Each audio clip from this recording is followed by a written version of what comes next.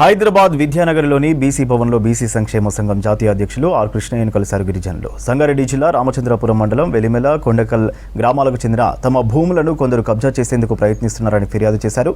170 మంది గిరిజన కుటుంబాలకు చెందిన 80 ఎకరాల భూమిని ప్రభుత్వ అండతో కొమ్మారెడ్డి విక్రమరెడ్డి, అరవిందో ఫార్మా అపహరణ కంపెనీ యాజమాన్యం లాక్కోవాలని చూస్తోందని కంప్లైంట్ ఇచ్చారు. అన్యాయంగా తమ భూములను వేరొకరి పేరు మీద పట్టా చేయించుకుంటున్నారని తెలిపారు. వెంటనే చర్యలు తీసుకుని తమ భూములను అప్పగించేలా చూడాలని ఆర్ కృష్ణయ్యను కోరారు గిరిజనులు.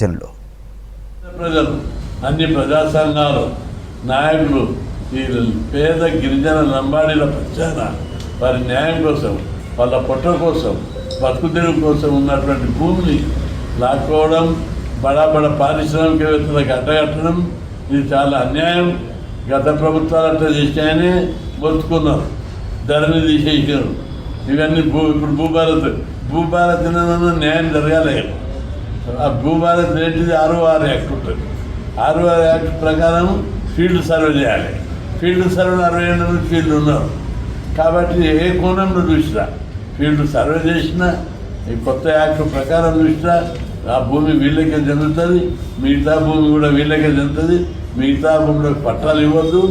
ఆ పారిశ్రామికవేత్తలకు ఇచ్చి భూమిని వీరికే ఇవ్వాలని చెప్పి దీని మీద హైకోర్టు అయింది, ఎస్టీ కమిషన్ పోయింది. చాలా రోజులుగా ఈ ఉద్యమం నడుస్తుంది. వాళ్ళ ఉద్యమాన్ని కొనసాగించాలి, డెమోక్రటిక్గా పర్మిషన్ ఇచ్చి నడిపించాలని చెప్పి అన్యాయంగా లాక్కొని పారిశ్రామికవేత్తలకు ఇష్టపెట్టే నాగరిక సమాజం ఎట్టి పరిస్థితులు ఒప్పుకోదు.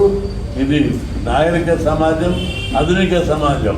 ఇంత అన్యాయం చేస్తూ చూస్తూ ఊరుకోవద్దని అందరు ప్రజానాయకులు, ప్రజాప్రతినిధులు, పార్టీలు గిరిజనుల పక్షాన నిలబడాలని చెప్పి ప్రభుత్వం వెంటనే స్పందించి వీరు సాగు చేస్తున్న